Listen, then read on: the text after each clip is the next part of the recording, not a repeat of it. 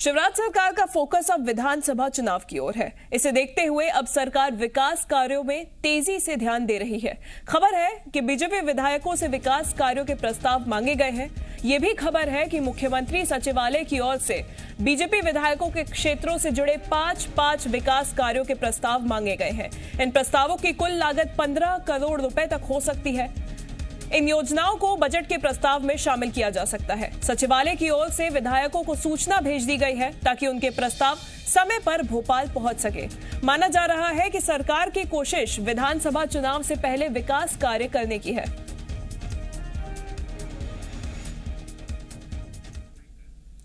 तो सीएम सचिवालय की ओर से विकास कार्यों के प्रस्ताव मांगे जाने को लेकर सियासत शुरू हो गई है।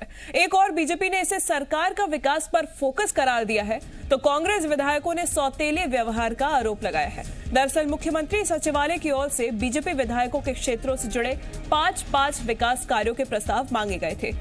इन प्रस्तावों की कुल लागत 15 करोड़ रुपए तक हो सकती है। इन योजनाओं को बजट के प्रस्ताव में शामिल भी किया जा सकता है। सचिवालय की ओर से विधायकों को सूचना भेज दी गई है ताकि उनके प्रस्ताव समय पर भोपाल पहुंच सके। सरकार की कोशिश है कि विधानसभा चुनाव से पहले विकास कार्य कराने पूरे किए जाएं।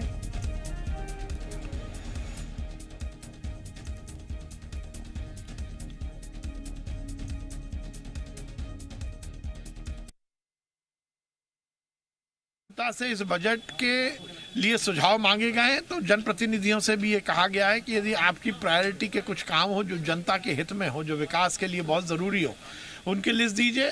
यथासंभव उनको शामिल किया जाएगा। एक अच्छी पहल है। भारतीय जनता पार्टी ये सुनिश्चित करती है कि लोकतंत्र का जो अवधारणा है जनता के लिए जनता द्वारा किया हुआ शासन प्रशासन, उस अवधारणा को स्थापित करे और ये सुनिश्चित करे कि सरकार की हर गतिविधि में जनप्रतिनिधि और जनता दोनों का सम्मिश्रण हो। ये खरीदे हुए जनादेश की सरकार है जो कहीं ना कहीं जनता के बीच में भेदभाव करने की कोशिश कर रही है कि कैसे जो बीजेपी के विधायक है उनसे सिर्फ बनवाने का काम कर रहे हैं। और मुझे लगता है उनसे भी सिर्फ डीपीआर बनवाएंगे, काम तो इनको करते आता नहीं है। और स्पष्ट रूप से कांग्रेस के विधायकों से तो उस डीपीआर को भी बनवाने की बात नहीं कर रहे। स्पष्ट है ये भेदभाव बंद करे सरकार, और ये सौतेले भेदभाव के साथ जो जनता के साथ नुकसान कर रही है, जनता इसका जवाब देगी। और अभी चुनाव आएंगे, जनता इसका जवाब भरपूर तरीके से। खबरों में बने रहने के लिए आप हमारे फेसबुक, ट्विटर और इंस्टाग्राम पेज को फॉलो कर सकते हैं। लेटेस्ट अपडेट के लिए आप हमारे यूट्यूब पेज को सब्सक्राइब भी कर सकते हैं। और हाँ, बेल आइकन पर क्लिक करना ना भूलें।